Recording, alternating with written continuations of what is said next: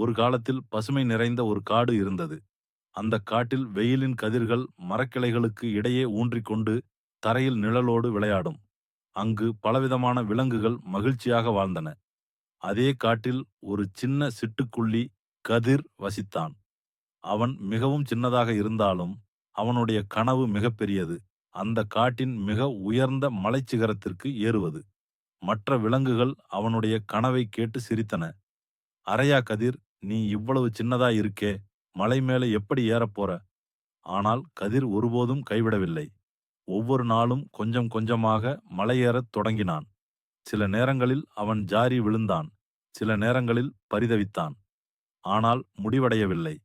வழியில் முயல், யானை, குரங்கு போன்ற விலங்குகள் சந்தித்தன. அவையெல்லாம் கூறின, "இவ்வளவு கஷ்டப்பட்டு என்ன பயன்? நீ ஒருபோதும் முடியாது கதிர்." ஆனால் கதிரின் பதில் எப்போதும் ஒரே மாதிரி, "நான் முயற்சி செய்யாம இருந்தா எனக்குத்தானே என் சக்தி தெரியாது." நாட்கள் கடந்தன. வாரங்கள் பறந்தன. இறுதியில் கதிர் மலைச்சிகரத்தை அடைந்தான். அவன் மிகவும் சோர்ந்திருந்தாலும் அவனுடைய கண்களில் வெற்றியின் ஒளி தெரிந்தது. அவன் கீழே பார்த்தான். முழு காடும் அவனுக்கு பின் காட்சியளித்தது. அப்போது எல்லா விலங்குகளும் வியப்போடு அவனை பாராட்டின. "கதிர், நீ சாதனை செய்துட்ட" என்று அவர்கள் கைத்தட்டினார்கள். கதிர் சிரித்தான் மற்றும் சொன்னான், "நம்பிக்கை இருந்தா எந்த சக்தியும் உன்னை தடுக்க முடியாது."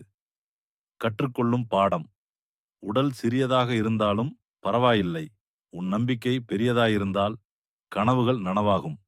முயற்சி செய், நம்பிக்கை வை, வெற்றி உன் பக்கம்தான்.